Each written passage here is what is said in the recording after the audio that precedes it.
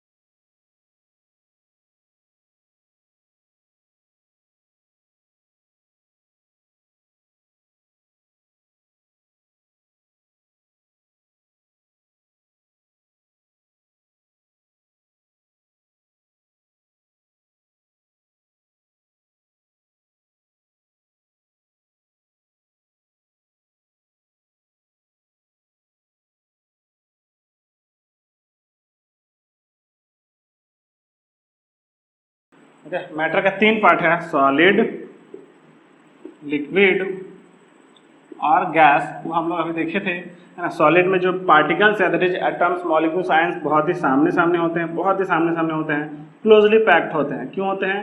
Due to strong intermolecular force of attraction, strong intermolecular force of attraction. ठीक है, इसमें जो इंटरमॉलिक्यूलर फोर्स ऑफ अट्रैक्शन है बहुत ही ज़्यादा होता है, इसलिए constant particles, that is atoms, molecules, ions, ये सब क्या होते हैं?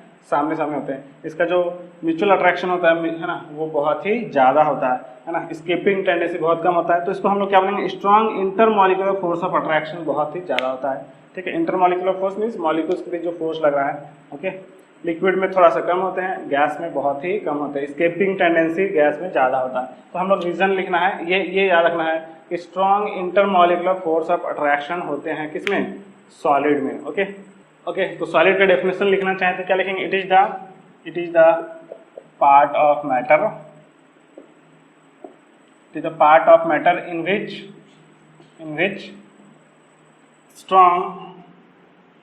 strong intermolecular force of attraction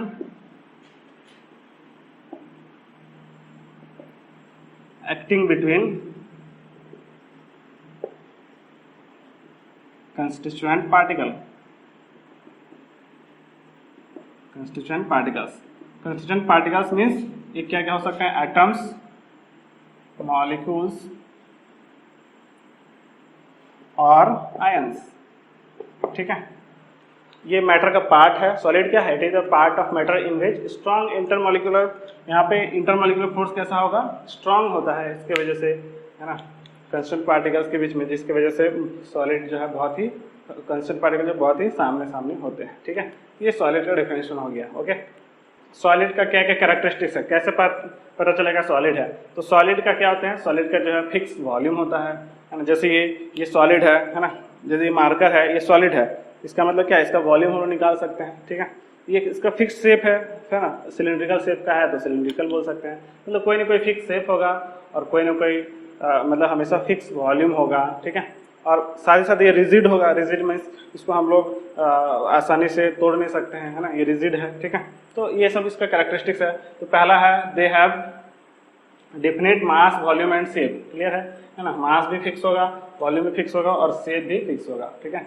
दूसरा क्या है, intermolecular distance are very short, है ना। अभी देखे थे कि जो मॉलिक्यूल्स के बीच में जो डिस्टेंस है ना, बहुत ही, है ना, मॉलिक्यूल्स है ना बहुत सामने सामने होते हैं, तो मॉलिक्यूल्स के बीच जो डिस्टेंस है, इंटरन्यूक्लियर डिस्टेंस, इंटरमॉलिक्यूलर डिस्टेंस, वो भी क्या होंगे, बहुत ही कम होंगे, ठीक है। तीसरा जो है ना, इंटरमॉलिक्यूलर फोर्स आर स्ट्रॉन्ग, ये तो अभी देखे थे, स्ट्रॉन्ग इंटरमॉलिक्यूलर फोर्स लगता है, ठीक है।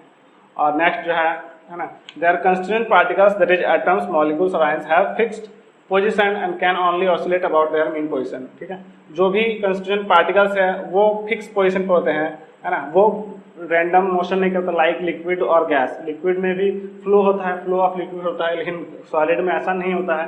गैस में तो रैंडमली मूव करते हैं, इधर उधर गैस का पार्टिकल्स मूव करते रहते हैं, ठीक है। लेकिन सॉलिड में क्या होते हैं, फिक्स्ड है, सिर्फ वाइब्रेट कर सकते हैं, अपना मेन पोजीशन पे जो है ऑसिलेट कर सकते हैं, है ना। मान लो वाइब्रेशन हुआ तो ऑसिलेशन हो सकता है, उससे ज़्यादा कुछ नहीं हो सकता है, ठीक है।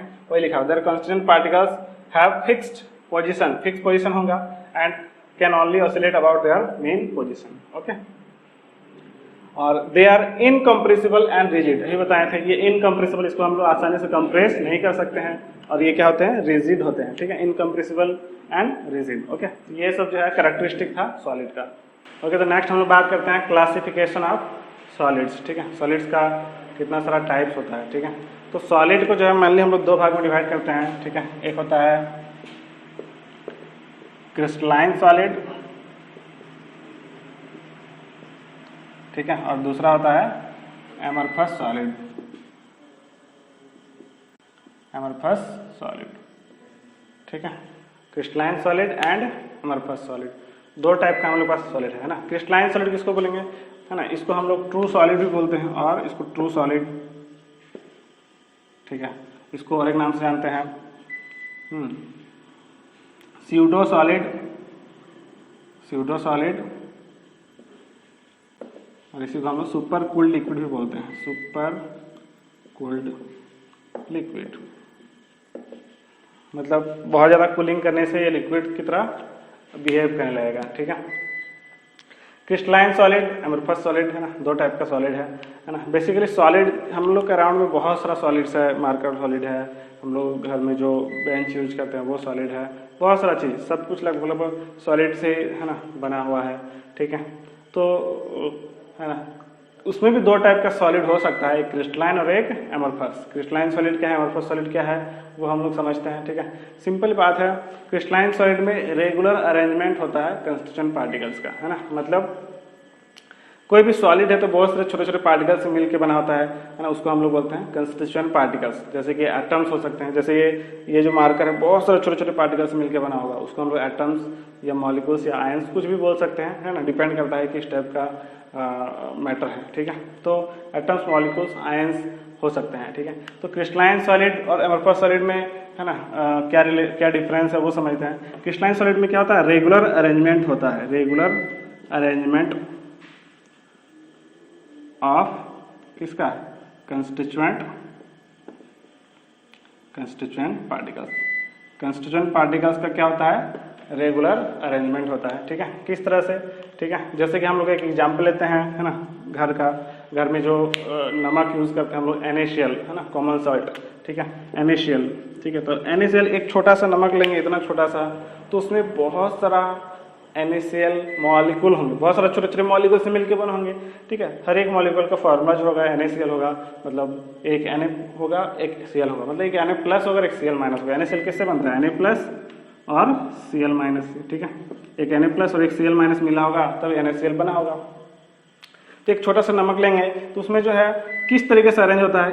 Na प्लस, बहुत सारे छोटे छोटे Na प्लस और Cl माइनस हो सकते हैं, तो किस तरह अरेंज होता है? Na प्लस Cl माइनस, फिर Na प्लस, फिर Cl माइनस, फिर Na प्लस, फिर Cl माइनस, फिर Na प्लस, इस तरह चलते रहेगा। यहाँ पे यदि Na प्लस है तो Cl माइनस, फिर Na प्लस, फिर Cl माइनस, फिर Na प्लस, फिर Cl माइनस, फिर Na प्लस, इस तरीके से। फिर Cl माइनस हो तो यहाँ पे Na प्लस होगा, फिर Cl माइनस, फिर Na प्लस, फिर Cl माइनस, फिर Na प्लस, फिर Cl माइनस, फिर Na प्लस, इस तरह अरेंज होता है। तो हम लोग यहाँ से बोल सकते हैं क्या कि इसके बाद Cl माइनस के बाद, है ना, इस तरह ये 3 डायमेंशनली अरेंज होता है। 3 डायमेंशनल, यहाँ पे तो हम लोग बोर्ड में 2 डायमेंशनल दिखाए हैं। 3 डायमेंशन मीन्स ये एक्स एक्सिस, वाई एक्सिस और जेड एक्सिस तरफ भी होना चाहिए, तो उसको हम लोग 3 डायमेंशन बोलते हैं। अभी तो एक्स एक्सिस और वाई एक्सिस तरफ ही दिखा रहे हैं हम लोग, तो ये 2 डायमेंशनल हो गया। यहाँ पे देख सकते हैं एक Na प्लस कितने Cl माइनस, इस Na प्लस के चारों कितना Cl माइनस है? 1 2 3 4। ठीक है, लेकिन एक्चुअली में कितना होता है? 6 होता है। क्यों? क्योंकि ये 2 डायमेंशनली, 3 डायमेंशनली देखेंगे तो Na प्लस के इधर भी एक Cl माइनस होगा, Na प्लस के अंदर तरफ भी एक Cl माइनस होगा, तो टोटल एक Na प्लस 6 Cl माइनस से घिरा हुआ रहता है। ठीक है, उसी तरीके से एक Cl माइनस कितने Na प्लस से घिरा हुआ है? 6 Na प्लस से घिरा हुआ है। ठीक है, और इसी को हम लोग बाद में कोऑर्डिनेशन नंबर बोलेंगे। कोऑर्डिनेशन नंबर मतलब एक आयंस कितने, एक एटम्स कितने दूसरे एटम से घिरा हुआ है, या एक कंस्टिट्यूएंट पार्टिकल कितने दूसरे कंस्टिट्यूएंट पार्टिकल से घिरा हुआ है, वही उसका क्या कहलाता है? Coordination number. ठीक है, तो बाद में उसको देखेंगे। अभी क्या बोल रहे हैं कि यहाँ Na प्लस Cl माइनस इस तरीके से अरेंज है, रेगुलर अरेंजमेंट है। इसके बाद Cl माइनस के बाद यहाँ पे क्या आने वाला है? Na प्लस आने वाला है। यहाँ Na प्लस कहते हैं, यहाँ पे क्या आने वाला है? Cl माइनस आने वाला है। मतलब हमको इसके बाद क्या आने वाला है वो हमको पता है। क्यों? क्योंकि ये रेगुलर अरेंजमेंट है ना। जब रेगुलर अरेंजमेंट होगा तब उसको हम लोग बोलते हैं क्रिस्टलाइन सॉलिड। यदि रेगुलर अरेंजमेंट नहीं होगा तो उसको हम लोग क्या बोलेंगे? Amorphous solid. ठीक है, रेगुलर अरेंजमेंट रहेगा इस तरह का, है ना, तो हम लोग क्रिस्टलाइन सॉलिड बोलते हैं। ठीक है, तो जनरली, है ना, मतलब एमरफस सॉलिड में क्या होगा? इसमें इर्रेगुलर अरेंजमेंट होगा। इर्रेगुलर अरेंजमेंट किसका? कंस्टिट्यूएंट पार्टिकल्स का। कंस्टिट्यूएंट पार्टिकल्स का। ओके, तो इसका डेफिनेशन लिखना चाहें, व्हाट इज क्रिस्टलाइन सॉलिड, तो क्या बोलेंगे? The solid in which there is a regular arrangement of constituent particles in 3 dimensional space. ठीक है, और इसमें क्या लिखेंगे? The solids in which there is irregular arrangement of constituent particles. ठीक है, एग्जाम्पल में क्या लिखेंगे? जैसे NaCl हो गया, है ना, जितना भी, है ना, इन जनरल हम लोग बोल सकते हैं। क्या बोलने का तरीका क्या है कि क्रिस्टलाइन सॉलिड किसको बोलेंगे, एमरफस सॉलिड किसको बोलेंगे? तो सिंपल सा वर्ड है एक, है ना, जिसका है ना, ये, है ना, ये इन जनरल हम लोग बोल सकते हैं जिसका फॉर्मूला होगा, है ना, जिसका फॉर्मूला होगा वो सब क्या कहलाएगा? क्रिस्टलाइन सॉलिड कहलाएगा। फिक्स फार्मूला हो जाएगा तो उसको हम लोग क्या बोलेंगे? क्रिस्टलाइन सॉलिड बोलेंगे। ठीक है, वैसा सॉलिड जिसका फार्मूला हो। ठीक, जैसा एग्जांपल हम लोग बोल सकते हैं। ठीक है, जैसे मान लो NaCl हो गया, KCl हो गया। ठीक है, मान लो आयरन हो गया, आयरन मेटल हो गया। ठीक है, जितना भी मेटल है, ठीक है, कॉपर, जिंक, है ना, ये सब क्या है? सब एग्जाम्पल है किसका? क्रिस्टलाइन सॉलिड का। ठीक है, क्योंकि इसका सबका फॉर्मूला है ना, मतलब डेफिनेशन फॉर्मूला से नहीं बोलेंगे, बस समझने के लिए हम लोग बोल सकते हैं जिसका फॉर्मूला है ना, उस सॉलिड को हम लोग क्या बोलेंगे? Crystalline solid. जिसका फॉर्मूला नहीं पता है या नहीं होता है जनरली, उसको हम लोग क्या बोलेंगे? एमरफस सॉलिड, है ना। जैसा कि एग्जाम्पल हम लोग देख सकते हैं, जैसे प्लास्टिक, वुड, ठीक है, रबर, है ना, ग्लास।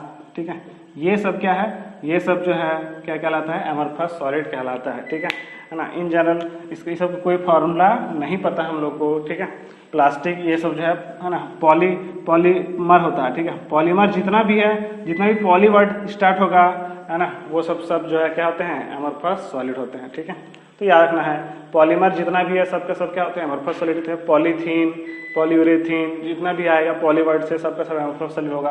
और जिसका फॉर्मूला पता चल जाएगा या फॉर्मूला है, तो उसको हम लोग क्या बोलेंगे? Crystalline solid.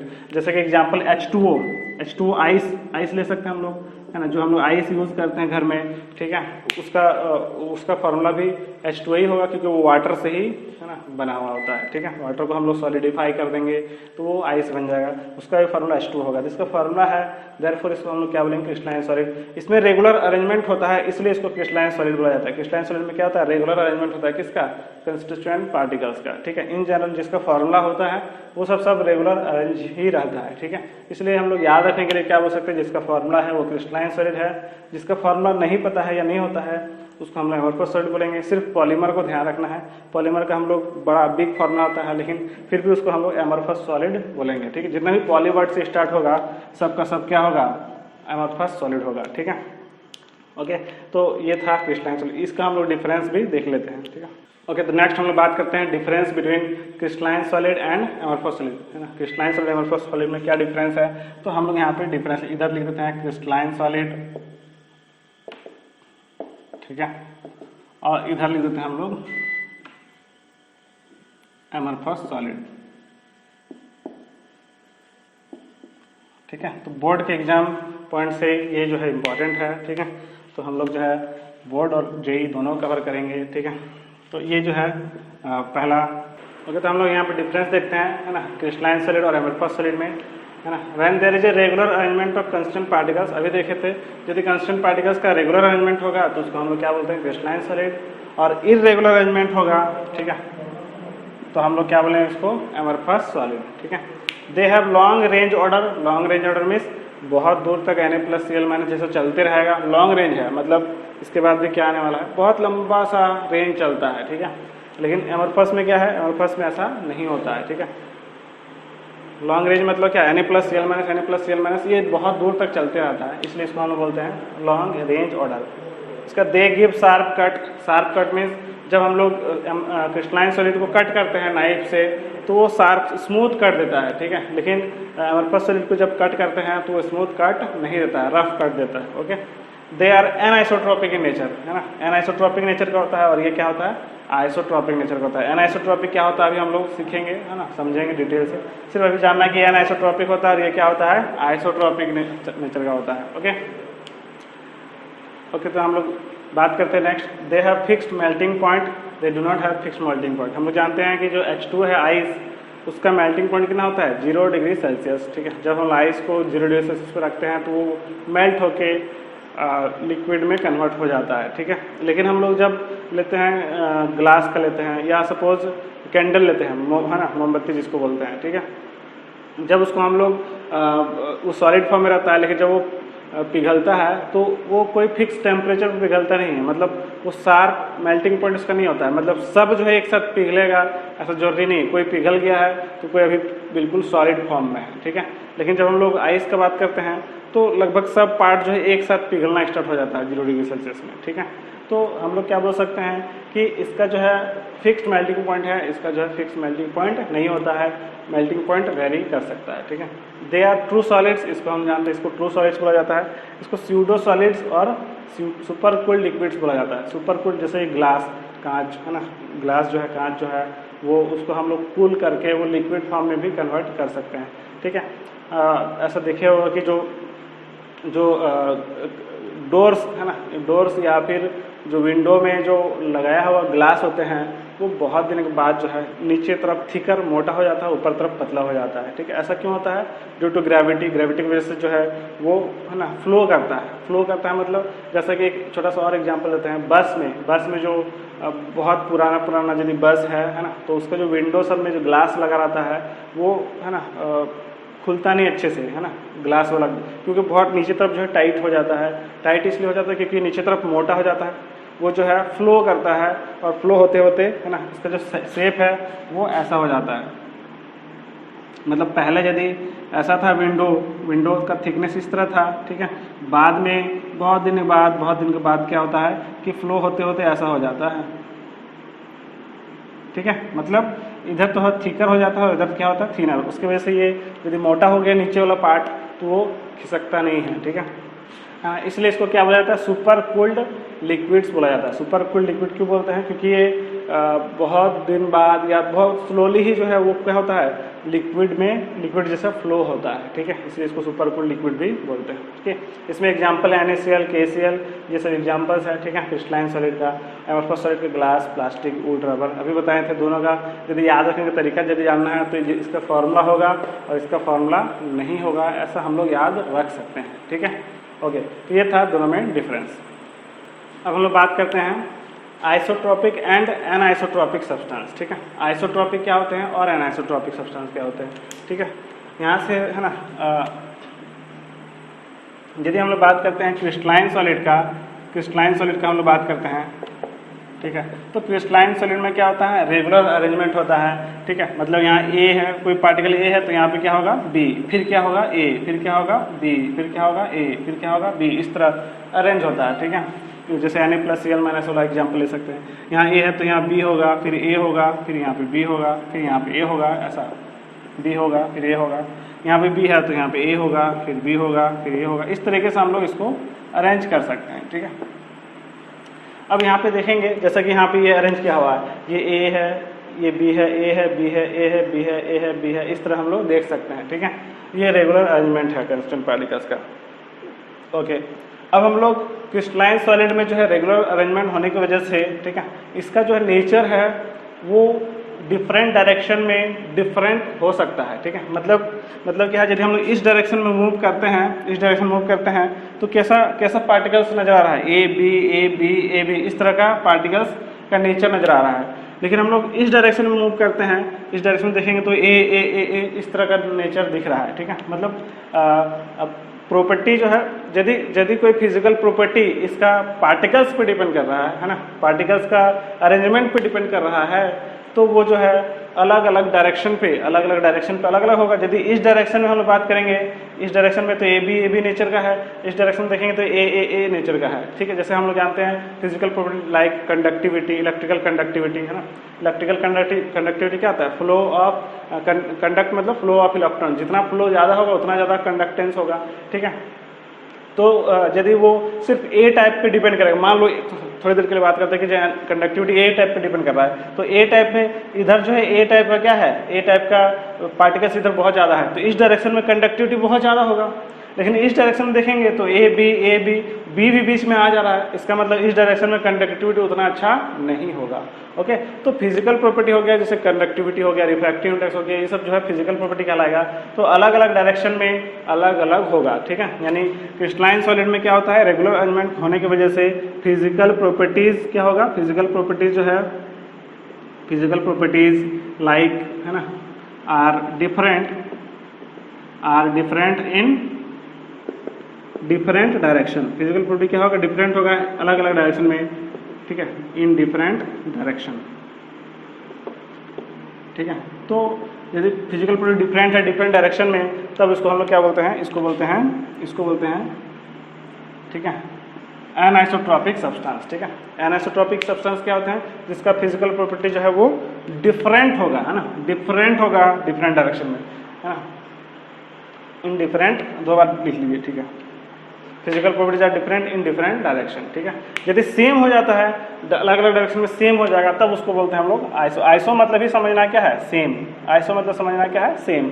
तो फिजिकल प्रॉपर्टी डिफरेंट डायरेक्शन में सेम होता है, तो उसको हम लोग क्या बोलेंगे, आइसोट्रॉपिक सब्सटेंस। लेकिन यहाँ पे दिख रहा है क्रिस्टलाइन सॉलिड कैसा नेचर का होता है, याद रखना है, क्रिस्टलाइन सॉलिड जो है वो एनाइसोट्रॉपिक, हम लोग लिखे भी थे, क्रिस्टलाइन सॉलिड कैसा होता है, एनाइसोट्रॉपिक होता है। तो anisotropic substance, what is anisotropic substance, तो the substance whose physical properties are different in different direction is known as anisotropic substance. Anisotropic substance क्या है, the substance whose physical property are same in different direction. यदि same होता है तो उसको हम लोग क्या बोलेंगे, आइसोट्रॉपिक सब्सटेंस। एग्जाम्पल क्या है, जो भी एनाइसोट्रॉपिक सब्सटेंस है वो जितना भी क्रिस्टलाइन सॉलिड का एग्जाम्पल है सब एनाइसोट्रॉपिक का एग्जाम्पल है। यानी हम लोग इसका यदि एग्जाम्पल लिखना चाहें तो जितना जैसे NaCl हो गया, KCl हो गया, मतलब जितना भी क्रिस्टलाइन सॉलिड है वो सब जो है एनाइसोट्रॉपिक बोलेंगे। ठीक है, और आइसोट्रॉपिक में क्या हो जाएगा, जो एमोर्फस सॉलिड है उसका एग्जाम्पल्स लिख सकते हैं। ओके, तो इस तरीके से हम लोग आइसोट्रॉपिक एनाइसोट्रॉपिक समझ गए। ओके, तो हम लोग अब NCERT क्वेश्चंस करते हैं कुछ, जैसे बोला वाई आर सॉलिड्स रिजिड, है ना, सॉलिड्स रिजिड क्यों होते हैं। ठीक है, तो क्या लिखेंगे, ड्यू टू स्ट्रॉन्ग, एक ही रीजन लिखना है, due to strong intermolecular force of attraction. Intermolecular force of attraction, ठीक है। म्यूचुअल अट्रैक्शन बहुत ज़्यादा होता है, इंटरमॉलिक्यूलर फोर्स ऑफ अट्रैक्शन बहुत ज़्यादा होने की वजह से सॉलिड जो है वो रिजिड नेचर का होता है। ओके, ये पहला क्वेश्चन था एनसीईआरटी का, ठीक है। तो नेक्स्ट क्वेश्चन है यहाँ पे, classify the following as amorphous and crystalline solid. इसमें से कौन जो है एमरफस होगा और जो है कौन क्रिस्टलाइन सॉलिड होगा, ठीक है।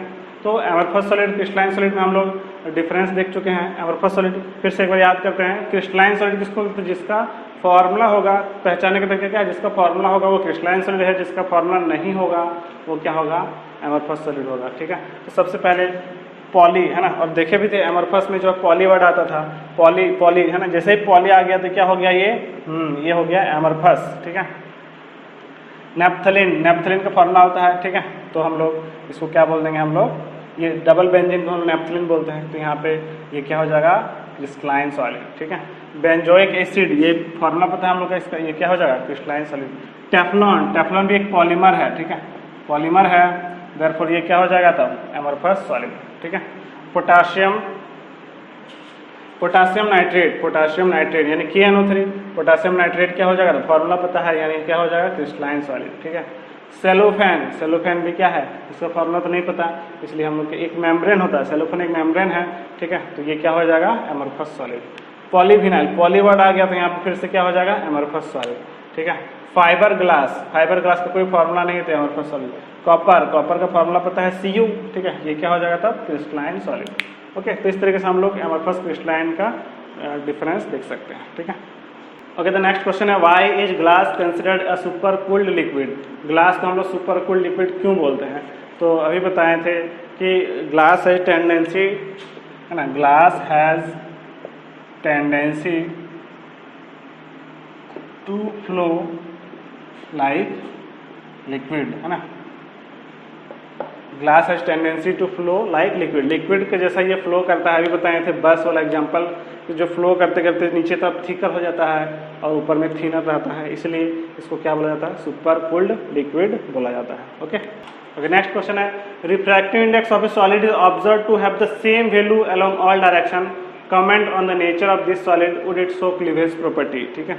क्या यहाँ बोला है कि जो refractive index of a solid is observe to have same value along all direction. अभी देखे थे, है ना, रिफ्रैक्टिव इंडेक्स क्या है, एक फिजिकल प्रॉपर्टी है। फिजिकल प्रॉपर्टी क्या हो गया, फिजिकल प्रॉपर्टी जो है वो सेम है, सेम हो गया अलोंग ऑल डायरेक्शन, मतलब डिफरेंट डायरेक्शन में सेम जब होता था उसको बोलते थे आइसोट्रॉपिक सब्सटेंस, ठीक है। सेम मतलब आइसो, ठीक है, आइसो में सेम, आइसोट्रॉपिक सब्सटेंस। तो पूछा क्या, comment on the nature of this solid, किस टाइप का सॉलिड होगा, तो आइसोट्रॉपिक सब्सटेंस कौन टाइप का सॉलिड होता था, एमरफस सॉलिड होता था, ठीक है। तो आंसर क्या होगा यहाँ पे, एमरफस सॉलिड। ये जो आंसर होगा इसका, यहाँ पे क्या लिखेंगे, amorphous solid. Okay, would it show cleavage property, क्या एमरफस सॉलिड क्लीवेज में शार्प कर देता है क्या, किसको स्मूथ कर देता है क्या, तो बोलेंगे नो, है ना, ये जो है नहीं होगा आंसर, क्योंकि क्रिस्टलाइन सॉलिड जो है वो, है ना, शार्प कट या स्मूथ कट देता था। ओके, द नेक्स्ट है objective type question, which of the following statements about amorphous solid is incorrect. कौन सा स्टेटमेंट जो है वो इनकरेक्ट है, पहले इसको ट्राई करें फिर हम बताते हैं, ठीक है। तो यहाँ पे क्या बोला, which of the following statement about amorphous solid is incorrect, कौन सा जो है इनकरेक्ट है ना, they melt over a range of temperature, ठीक है, सही कि गलत, सही है ना। फिक्स्ड मेल्टिंग पॉइंट नहीं होता, ओवर ए रेंज मतलब बहुत ज़्यादा रेंज पे, कहीं भी फिक्स वैल्यू नहीं होता है, इसका अलग अलग वैल्यू हो सकता है। तो ये तो सही है कि हाँ ये जो है एमरफस सॉलिड जो है और रेंज ऑफ टेम्परेचर पे, मतलब अलग अलग टेम्परेचर पे मेल्ट होता है, ये सही है। दे आर एनआइसोट्रॉपिक, ये एनआइसोट्रॉपिक है कि आइसोट्रॉपिक है, एनआइसोट्रॉपिक, तो क्रिस्टलाइन सॉलिड था, ये वाला क्या हो जाएगा, गलत हो जाएगा, ठीक है। तो इनकरेक्ट पूछा था, तो यही आंसर हम लोग का होगा, ठीक है। आंसर हम लोग क्या होगा, बी, क्योंकि there is no orderly arrangement of particles, ये भी सही है। They are rigid and incompressible, कोई भी सॉलिड रिजिड और इनकम्प्रेसिबल है, चाहे एमरफस रहे चाहे क्रिस्टलाइन रहे, ये भी सही है। गलत ये था, तो पूछा था इनकरेक्ट बताएं, तो आंसर क्या होगा, बी होगा। ओके, तो नेक्स्ट क्वेश्चन है, a crystalline solid changes abruptly from solid to liquid when heated, has no different melting point and undergoes deformation of its geometry easily, has an irregular 3-dimensional arrangement, ठीक है। तो यहाँ पे क्या बोल रहा है, हैज़ एन इरेगुलर, ये तो गलत हो गया बिल्कुल, रेगुलर अरेंजमेंट होता है ना। Undergoes deformation of its geometry easily, आसानी से अपना ज्योमेट्री को डिफॉर्म कर देता है, ये भी बिल्कुल गलत है। Has no definite melting point, ये भी गलत है ना। Change abruptly from solid to liquid when heated, यदि हीट करते हैं तो है ना सॉलिड से लिक्विड में कन्वर्ट होता है, ठीक है। जैसे कि हम लोग आइस का एग्जांपल लिए थे, उसको हीट करेंगे तो सॉलिड से लिक्विड में कन्वर्ट हो जाएगा, तो ये इसका सही आंसर होगा, ऑप्शन नंबर ए। ओके, तो नेक्स्ट क्वेश्चन है, विच of the following is not crystalline solid, इसमें से कौन क्रिस्टलाइन सॉलिड नहीं है? क्या पहला वाला होगा? हाँ बिल्कुल होगा, फॉर्मूला है, क्रिस्टलाइन सॉलिड मीन्स फॉर्मूला पता होना चाहिए। CaCl बिल्कुल होगा। ओके, ग्लास नहीं होगा, ग्लास तो जो है एमोर्फस सॉलिड है। रोम्बिक सल्फर, सल्फर आ गया, फॉर्मूला है, इसका मतलब ये भी क्रिस्टलाइन सॉलिड होगा। तो कौन सा है ना, कौन सा जो है क्रिस्टलाइन सॉलिड नहीं है? तो आंसर सी, इसका आंसर क्या हो जाएगा? सी। ओके,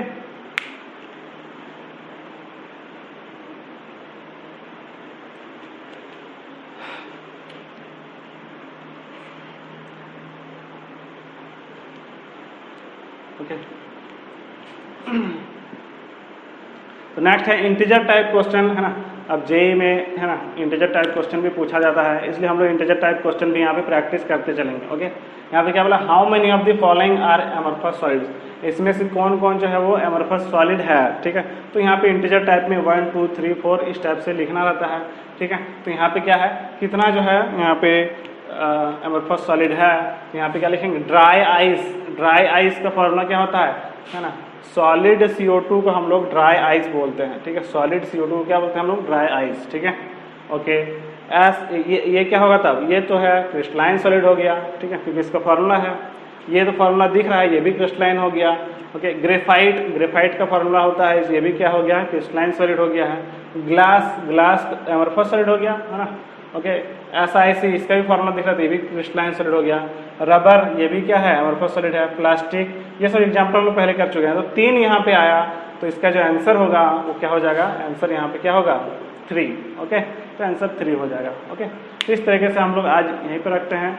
ओके, तो आपको पसंद आया तो ये लाइक करें और ज़रूर से ज़रूर सब्सक्राइब करें। Okay, so thank you.